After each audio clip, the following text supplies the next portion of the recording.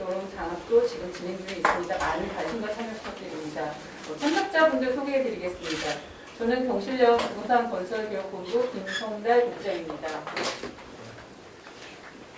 경실련 윤순철 사무총장이십니다. 대진대 도시계획과 교수님이시고 경실련 도시계획센터 이사장이신 백인기 교수님이십니다. 김헌동 경실련 부동산 건설개혁본부장이십니다. 집값 정상화 시민행동 안진희 대표님이십니다.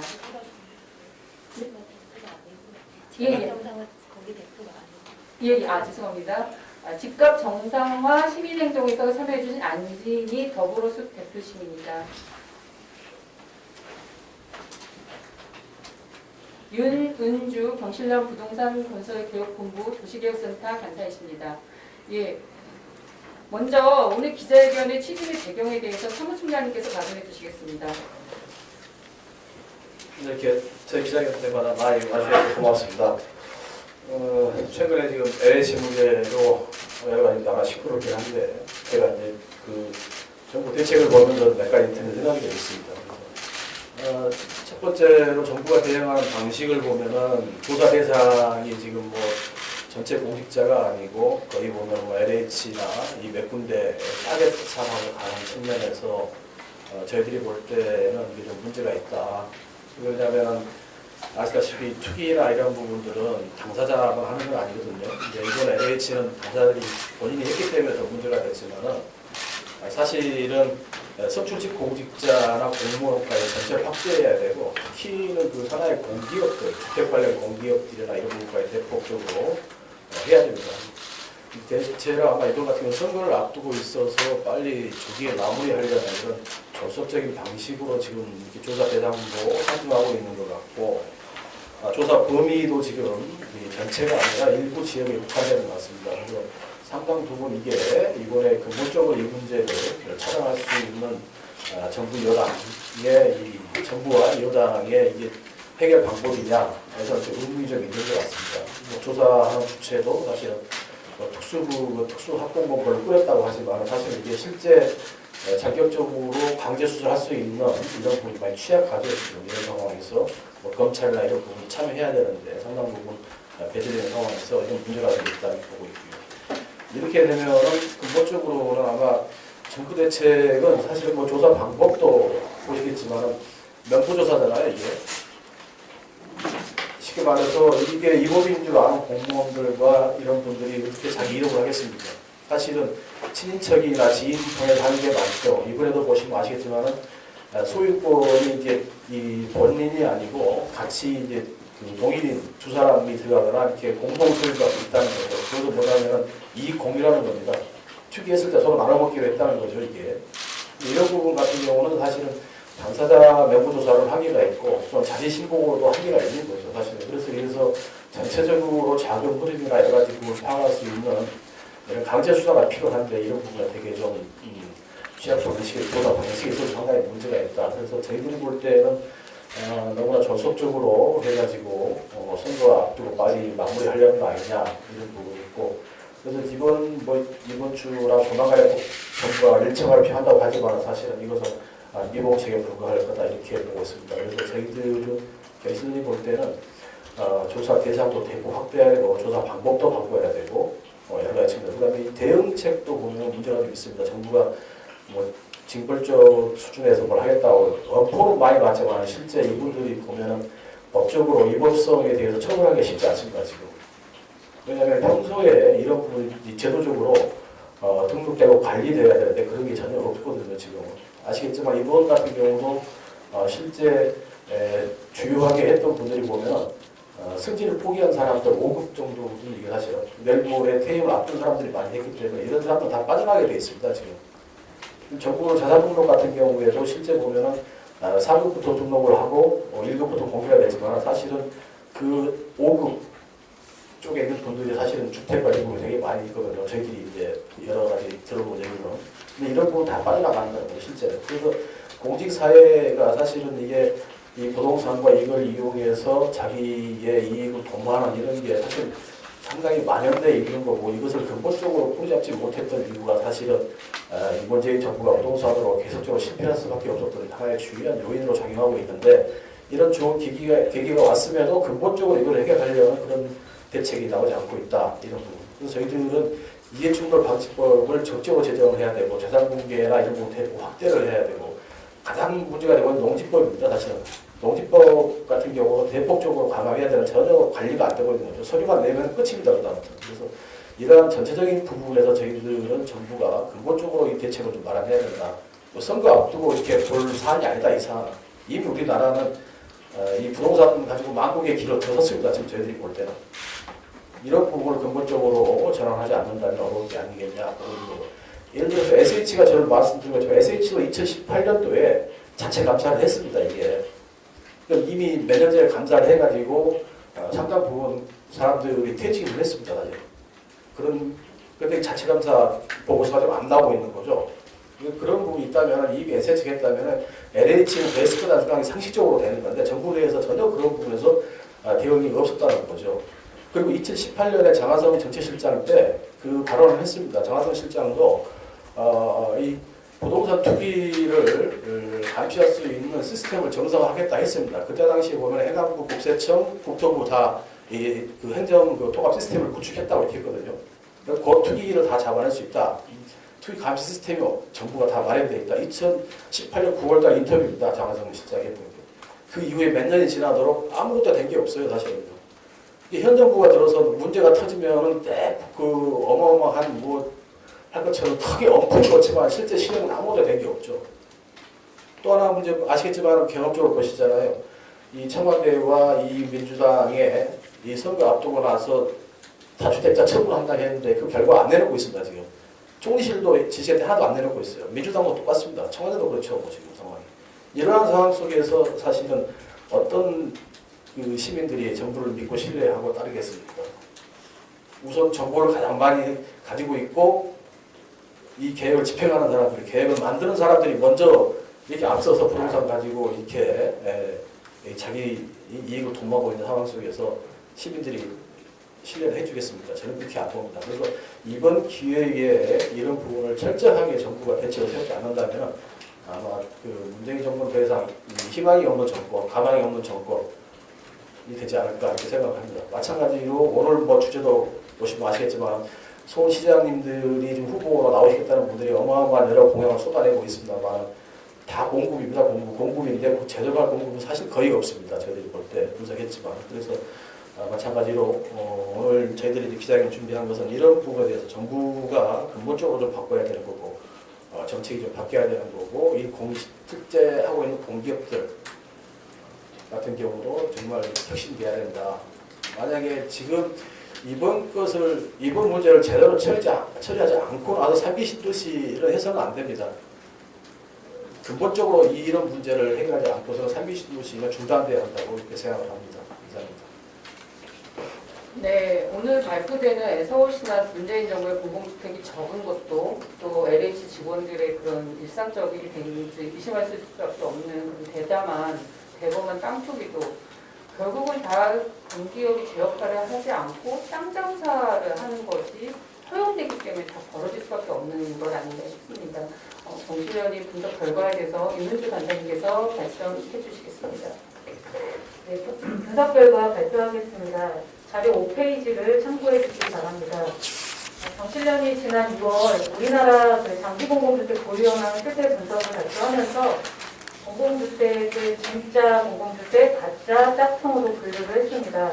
국민의 입장에서는 공공이 장기간 보유하면서 저렴한 임대료로 장기간 거주할 수 있는 영구 50년 국민임대 그리고 장기 전세까지만이 진짜로 보이기 때문입니다.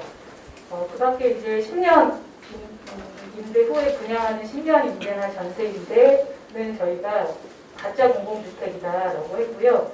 매입 임대나 행복주택은 짝퉁 공공주택이다라고 분류를 했었습니다.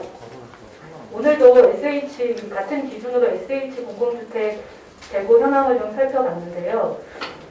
SH 장기 공공주택 유형별로 재고 현황을 보면 진짜 공공주택이 전체 23만 3천 호 중에 10만 3만 1,000호밖에 되지 않았습니다. 그래서 진짜 공공주택이 43%밖에 되지 않았습니다. 그리고 짝퉁이 10만 1,000호 해서 43%, 가짜가 3만 1,000호에서 13%여서 절반이 진짜 공공주택이 절반이 안 되고 나머지 가짜와 짝퉁이 절반이 넘는 것으로 나타났습니다. 저희가 지난 2월에 봤을 때 우리나라 그 공공주택에서 전체 158만 호 중에 진짜가 57%였는데 SH는 진짜가 절반도 되지 않는 것으로 나타났습니다. SH는 그 임대 후 분양 전환을 하는 10년 임대는 없습니다. 그런데 이제 경실련 기준으로 가짜 공공주택이라고 할 수 있는 임차형이 장기한신이 12,000호, 전세임대가 19,000호로 임차형이 31,000호입니다. 그래서 전체의 13%를 차지하고 있습니다. 임차형인 그런 전세임대나 장기한신 주택은 사실상 이제 전세 보증금을 지원하는 제도라고 볼 수 있어서 저희는 진짜 장기 공공주택이라고 인정하지 않습니다. 서울시 같은 경우 좀 주목이 되는 게 매입임대가 좀 비중이 높다는 건데요. 95,000호로 전체 23만 3천호 중에 41%로 높은 비중을 차지했습니다. 매입임대 관련해서는 뒤에서 조금 더 자세히 설명드리겠습니다. 저희가 과거 시장들 그 공급 현황도 좀 살펴봤습니다. 오세훈 시장이 취임했던 2006년도부터 최근 2020년도까지 자료를 살펴봤는데요. 2006년에 취임한 오세훈 시장은 2010년까지 5년간 진짜 장기 공공주택을 2만 3천호 공급했고 박원순 시장은 2011년부터 2020년까지 10년간 2만 7천호 공급한 것으로 나타났습니다. 두 시장 모두 재임 기간이었던 5년, 10년 동안 3만 호도 공급하지 못한 것으로 나타났고요. 오세훈 시장 같은 경우는 늘어난 물량 23만 호 중에 81%가 진짜 공공주택이었고 박원순 시장 같은 경우는 전체 늘어난 물량 2만 1,000호가 진짜 공공주택 비중은 27%밖에 되지 않았습니다. 서울시가 2010년 이후로 계속해서 가짜 짝퉁으로 보이는 변형된 공공주택 유형을 늘리고 있음을 확인할 수가 있었습니다. 두 시장의 같은 경우 장기 공공주택이 3만 호도 공급되지 못한 것을 저희들이 확인했는데요.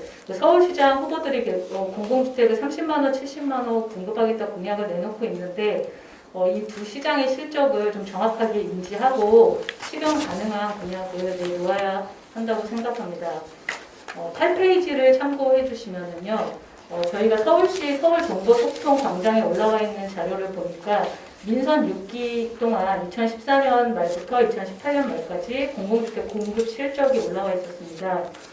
계획을 6만 호 계획했는데 실제 실적은 8만 4천 호를 달성해서 2만 4천 호를 초과 달성했다라고 밝히고 있는데 저희가 경실련이 조사한 결과로는 SH에서 공급한 진짜 공공주택은 9천 호 늘어난 수준입니다. 2014년 말에서 2018년 말까지. 그래서 5년간 1만 호도 되지 않았습니다. 그래서 서울시가 계속 정부와 마찬가지로 공공주택 실적을 숫자 부풀리기를 하고 있다는 것을 저희가 좀 지적하지 않을 수 없고요. 이 서울시의 공공주택 실적 부풀리기는 2017년, 2018년 국감 때도 계속 논란이 된 바 있었습니다. 공교롭게도 이 같은 시기는 현재 그 전창훈 국토부 장관이 SH 사장으로 재임하던 시기와도 같은데요. 공공 주도 공급 확대를 강조하고 있는 전창훈 장관 역시 SH 사장 재임 기간 동안 장기 공공주택은 1만 호도 공급하지 못한 것으로 나타났습니다. 9페이지를 보시면은요, 저희가 아까 말씀드린 것처럼 이제 서울시는 매입임대 비중이 매우 높은 것으로 나타났는데 이 매입임대 9만 5천 호 중에 재개발임대가 6만 7천 호였습니다. 매입임대 유형 중에서 재개발임대가 71%를 차지하고 있었는데요. 재개발임대는 재개발 재건축 허가 시에 이제 용적률을 상향하고 층고를 상향하는 그런 특혜를 제공하고 공공주택을 기부 채납받는 형식입니다. 국민 세금이 그 아파트로 공급되다 보니까 아무래도 다가구나 빌라 같은 매입형보다는 좀 질적으로는 나을 수 있지만 공공이 건축비와 토지비를 지불하고 매입해야 되는 만큼 앞서 말씀드린 것처럼 예산 낭비의 우려가 큽니다. 그리고 더구나 지금의 재개발 방식은 원주민이 쫓겨나고 민간이 막대한 이익을 가져가는 문제가 있고요. 막대한 불로소득을 건설사와 조합이나 투기 세력에게 이렇게 안겨준다는 문제를 갖고 있습니다. 온갖 특혜를 제공하고 구걸하듯이 찔끔 받고 있어서 구걸임대라는 비난을 받고 있습니다. 표 4를 보시면 저희가 이제 서울시 그 정비사업 추진 현황을 자료를 보면서 2016년 이후에 이제 준공된 3개 구역만을 좀 선정해서 재개발 이전의 세입자들 가구 수와 재개발 이후 이제 임대 소형으로 공급되는 현황을 좀 살펴봤습니다. 재개발 후에 그 분양 임대 이 현황을 살펴보니까 임대주택으로 공급되는 비율이 새 구역 평균 18%밖에 되지 않았습니다. 그리고 세입자 비율은 그러니까 재개발 전에 세입자였던 사람들이 재개발 후에 임대아파트로 들어가는 비율은 평균 14%에 불과했습니다. 기존 세입자 4,561가구 중에 공공주택에 들어간 수는 655가구로 매우 적었습니다. 기존 세대의 86%가 삼터를 잃고 쫓겨난 것입니다. 지금과 같은 재개발 사업 방식은 취약계층의 주거 안전망을 보장할 수 없고 투기 사업이 돼버린 재개발 재건축 단계에서 일부 환수되는 공공주택에 의존하는 방식으로는 서민들이 정말로 필요로 하는 공공주택을 늘릴 수 없다라는 것을 보여주고 있습니다. 끝으로 저희가 서울시 그 25개 자치구별 그 재고 현황도 좀 살펴봤는데요. 별첨 1에 좀 페이지 13페이지 별첨 1에 좀 자세하게 내용이 나와 있고 강서구가 19,000호, 그리고 노원구가 13,000호로 이 두 개 구에서 전체 서울 지역의 3분의 1이 좀 편중되어 있는 것으로 나타났고요. 공공주택이 한 채도 없는 구도 있었습니다. 도봉, 용산, 종로, 중구 그리고 그 밖에 비율로 하면 0%인 그런 구가 14개구나 돼서 절반 이상이 이제 공공주택 재고 비율이 0%로 나오는 것으로 나타났습니다. 저희가 결론 마지막으로 SH와 같은 공기업은 세계 어느 나라에도 없는 강제 소유권과 용도 변경, 독점 개발권 등을 갖고 있습니다. 특권을 활용해서 저소득 무주택 서민들이 집 걱정 없이 안전하게 안심하게 살 수 있도록 저렴하게 공급을 늘리라는 의미인데요. 지금은 이제 공기업이 그 본연의 역할을 잘 하지 못하고 있다는 것을 현황들을 통해서 살펴볼 수 있었습니다. 서울시 공공주택 정책은 전세금 지원이나 전세금 이자 일부 보조 등과 같은 가짜, 짝퉁 공공주택이 많이 있었고요. 재개발 재건축 단계에서 특혜를 남발하고 구걸하듯이 일부 환수되는 공공주택 등에 의존하고 있었습니다. 이제 곧 서울시장이 새롭게 선출될 텐데 서울시와 SH가 공공 땅 장사, 집 장사 하는 것을 중단하고 공기업으로서의 공공의 역할을 다 해줄 것을 촉구합니다. 이상입니다. 네, 이어서 백인길 경찰 부시경선 때 이사장님께서 추가적으로 문제되는 이유가 무엇인지 말씀해 주시겠습니다.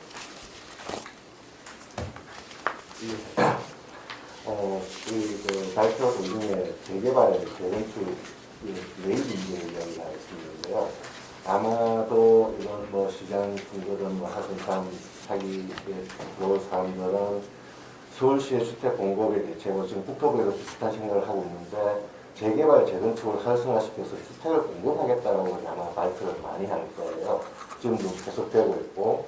그런데 그 재개발, 재건축을 활성화시켜서 공급을 한다는 것은 민간의 시장이 풀겠다는 얘기거든요. 그러니까 주택을 그냥 분양을 하겠다는 얘기인데 재개발, 재건축이 활성화되려면 여기서 이야기됐지만은 지금보다도 훨씬 더 많은 인센티브를 줄 수밖에 없다는 거죠. 그렇게 인센티브를 줘가지고 재개발, 재건축을 하면 결국은 뭐예요? 공공주택은 하나도 안 되고 주거 환경은 열악한 공급량만 늘리고 결국은 재개발, 재건축 그 조합원들에게 특혜만 주는 그리고 이익만 주는 또 다른 투기를 양성시키는 행태로 갈 수밖에 없다는 겁니다.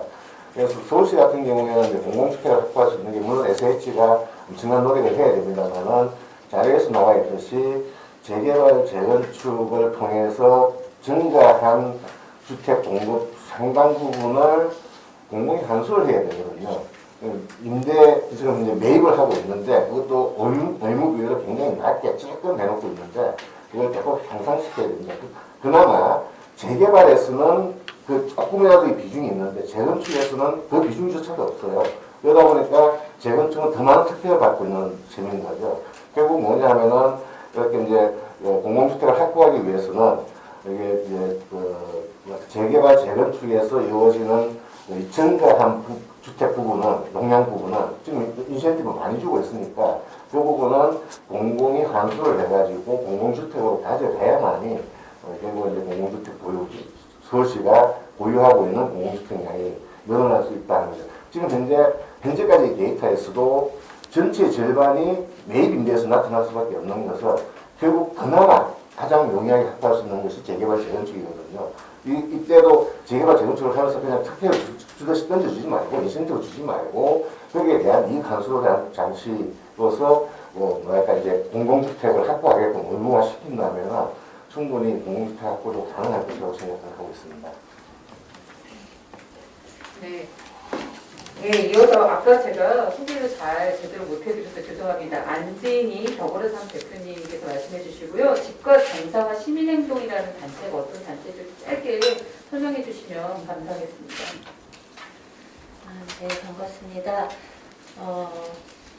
네, 더불어삶은 이제 제가 원래 대표로 있던 노동이나 주거, 재벌 이렇게 여러 가지 관심사를 가지고 활동하고 있는 직장인들의 모임이었고요. 집값 정상화 시민행동은 이제 더불어sam과 다른 몇 개 시민단체가 참여해서 인터넷 카페를 개설했습니다. 네이버에 집값 정상화 시민행동 카페가 있고 기자님들도 꽤 가입을 해서 기사거리를 찾으시는 것 같더라고요. 그래서 그 인터넷이기 때문에 시민들이 본인의 사연도 많이 쏟아내시고 그래서 제가 좀 접할 수 있었던 이제 시민들이 느끼고 생각하는 것들을 좀 가감없이 말씀을 드리려고 합니다. 일단 제가 느끼기에는 우리 평범한 시민들은 평소에도 SH나 LH 같은 공기업들이 진정으로 우리를 생각하고 이해하고 주거 안정을 도모하고 혜택을 준다고 체감하지 못하고 있었습니다. 기존에 시세의 80%, 90%에 달하는 임대료를 매달 받아가는 그런 공공주택이나 역세권 청년주택 같은 것들은 사실은 없는 것보다는 낫습니다. 그래서 제 주변에서도 30대 청년들이 지원을 하고 알아보고 하기는 합니다. 많이 줄도 서죠. 하지만 한숨을 쉬면서 지원을 하고 있습니다. 막상 알아보니까 임대료가 싸지 않기 때문입니다. 그래서 시세보다는 싸지 않느냐 이렇게 얘기를 하죠. 하지만 초점이 국민의 주거권을 보장하고 지금 경실련에서 주장하는 것처럼 저렴하고 쾌적한 공공주택을 공급하는 것보다는 일단 기존 시세와 많이 차이가 나면 안 된다. 그래서 토지 소유주라든가 업자들의 이익을 침해하지 않는 이런 범위 내에서 찔끔 혜택을 주는 것이 아닌가 평소에 이렇게 느끼고 있습니다.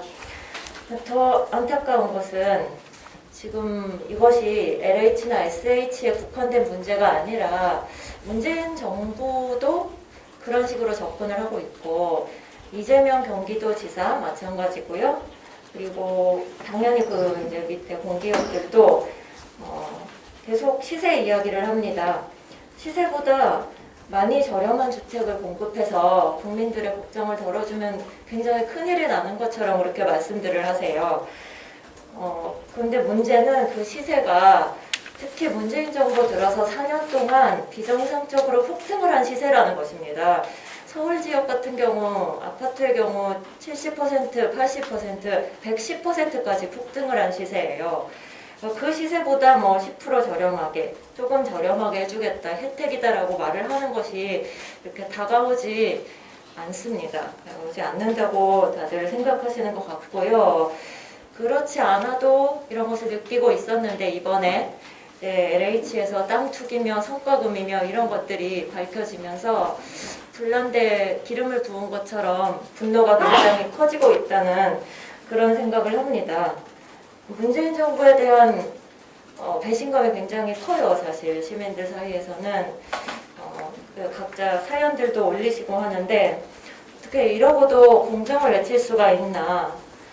그리고 자신들이 사실 집값을 올려놓은 다음에 자신들이 또 투기를 선도하고 그리고 뭐 투기 전문 강사로 활약하는 공기업 직원까지 있는데 이런 상황에서 무슨 부동산 감독원을 만들어서 국민들의 부동산 거래를 감독하겠다라고 하는 것에 신뢰가 가지 않는다고 생각합니다. 사실 평범한 직장인들이나 서민들은 10년, 15년 땀 흘려 일해도 내 집 마련이 정말 어렵습니다. 불가능에 가깝습니다. 불가능에 가깝게 그렇게 되었고요. 지금도 울며 겨자 먹기로 정말 매일 출근하지 않나 이런 생각을 합니다. 노동 의욕이 하나도 없어요. 일할 의욕이 없고 집집마다 여러 가지 불화라든가 정신적 피해가 굉장히 큽니다. 이런 것들에 대해서 문재인 정부가 지금까지 25번의 부동산 정책을 통해서 전혀 해결을 하지 못했고요. 핀셋 대책이나 신용만 내는 대책으로 실제로는 그러니까 집값을 안정시키겠다고 말로만 했지만 실제로는 정반대의 효과를 내는 그런 대책들을 25번이나 내놓은 것을 보고 굉장히 신뢰가 많이 떨어져 있었는데 이번 LH 사태로 정말 문재인 정부가 어떤 부동산 정책을 내놓는다고 하더라도 국민들 중에 누가 신뢰를 할 것인가 저는 이런 의문이 강하게 듭니다. 또 변창흠 국토부 장관의 경우에도 업무를 추진할 그 추진력을 상실하지 않았나 그런 생각이 들고요. 특히 이제 변창흠 전 장관이 LH공사 사장으로 재직하던 당시에 벌어진 일에 대해서 이번에 사퇴 직후에 두둔 발언까지 했다는 것은 그 본인이 재임하던 시기에 벌어진 일을 알려고 하지 않았거나 무관심했거나 아니면 은연중에 그 정도는 챙겨도 되지 않나 이런 생각을 했을 수도 있지 않나. 그래서 굉장히 심각한 발언이라고 생각을 하고요. LH공사 사장을 할 자격도 없지 않았나 개인적으로 이런 의구심을 가지고 있습니다. 이번에도 절대로 불철저한 조사, 그다음에 일부 공무원의 국한된 조사로 적당히 유야무야하려고 한다면 시민들이 절대 용납하지 않을 것이다. 이런 말씀을 드리고 싶습니다. 이상입니다. 네, 이어서 경실련의 활동이나 또 추가적인 문제에 대해서 김원동 본부장님께서 말씀해 주시겠습니다. 예, 오늘 뭐 이런 기자회견을 한 이유는 LH 사건이 터져서가 아니라 우리 국민들이 그 공기업에다가 3대 권력을 위임했습니다. 토지 수용권, 토지를 강제로 뺏을 수 있는 토지 수용권과 토지의 용도를 그린벨트의 논밭이나 임야를 택지로 바꿀 수 있는 토지 용도 변경권. 그 다음에 우리 일반 개인이나 기업은 그린벨트나 논밭에다 아파트를 지을 수가 없는데 이 공기업이나 공공기관에는 독점 개발권을 줘가지고 논밭 100만원 이번에 이 광명 시흥 쪽에 그 신도시에 LH 직원들이 산 땅값이 170만원이라고 120만원대입니다. 땅 한 평에. 그럼 땅 한 평에 120만원에 사서 택지 조성을 하면 한 200만원이 되는데 그 200만원짜리 땅에 용적률 200%로 지면 땅값 100만원에 건축비 5,600만원을 들여서 6,700만원이면 아파트를 지을 수 있고 30평을 2억이나 2억 5천이면 아파트를 지을 수 있기 때문에 논밭에다 아파트를 짓는 겁니다.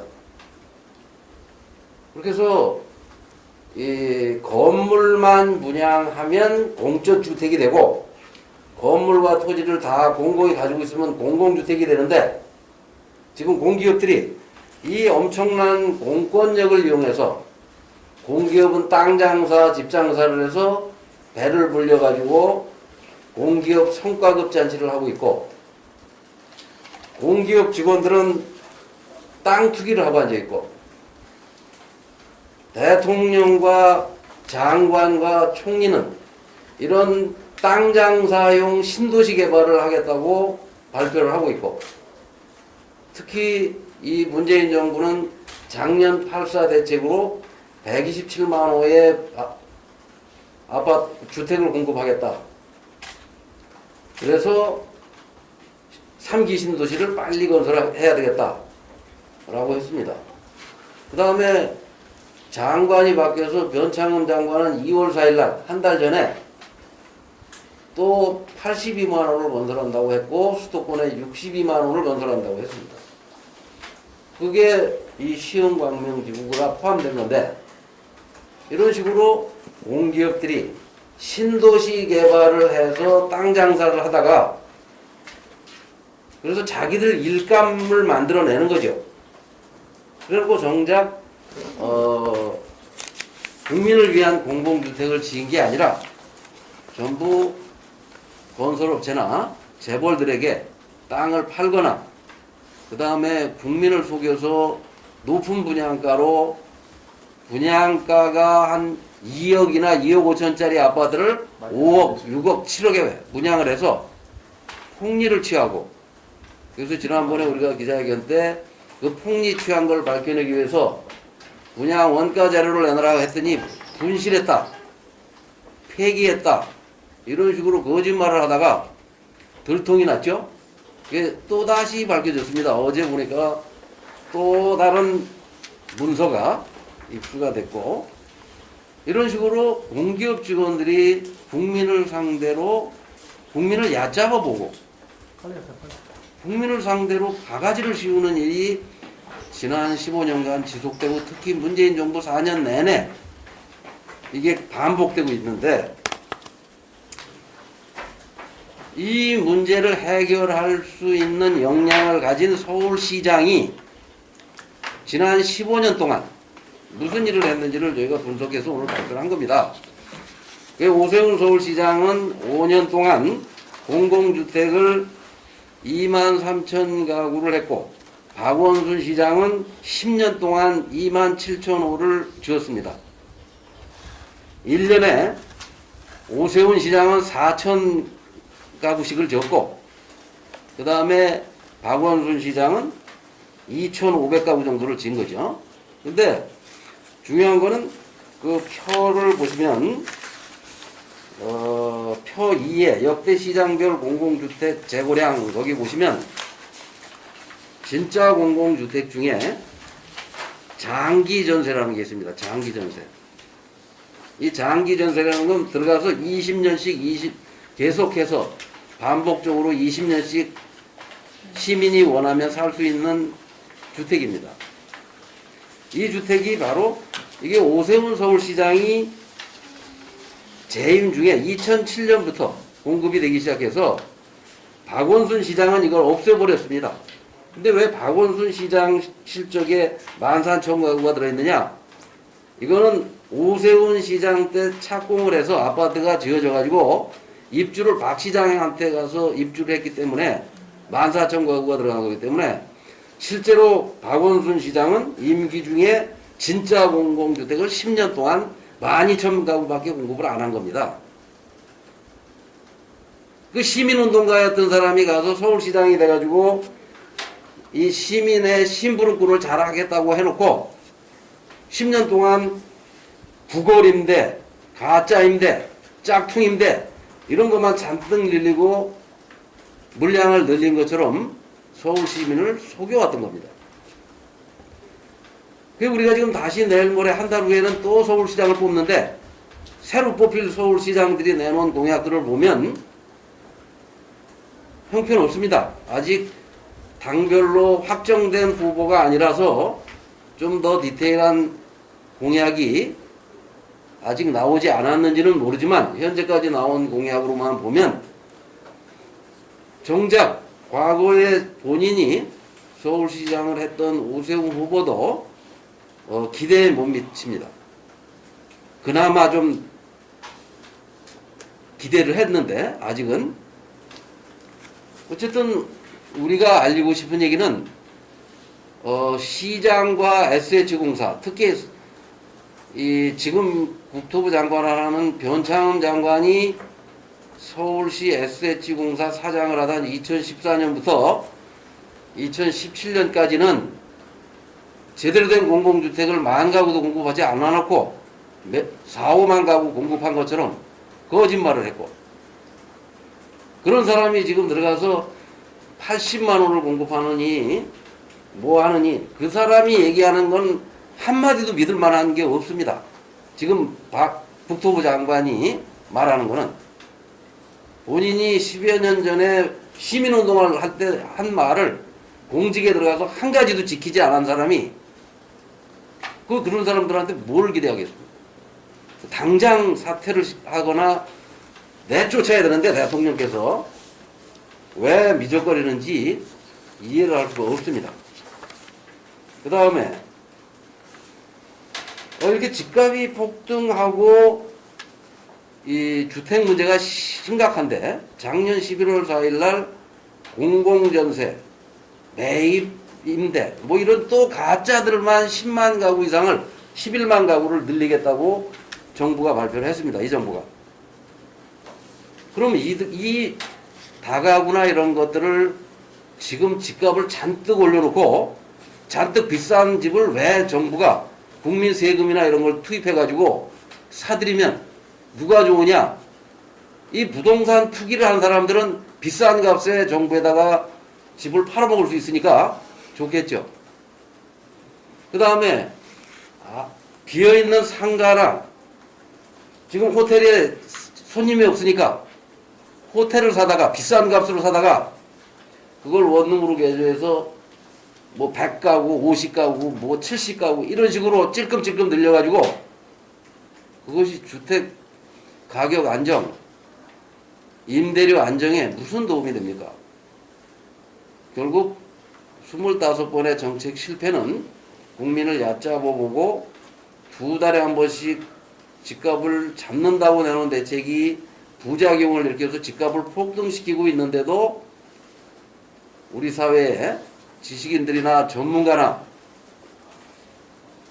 침묵을 하고 있기 때문에 이 정부와 이 공기업 직원들이 국민을 얕잡아보고 이런 짓을 하고 있는 거 아닌가 해서 저희가 일주일에 한 번씩 이런 기자회견을 하는 것이고, 조만간 아까 우리 총장께서 얘기했듯이 이 LH 문제에 대해서는 그냥 뭐 이렇게 기자회견장에서 한마디씩 해서 될 일이 아니고, 지금 문재인 정부는 이 사건을 덮고, 이 사건은 길게 보면 이기신 도시 15개소부터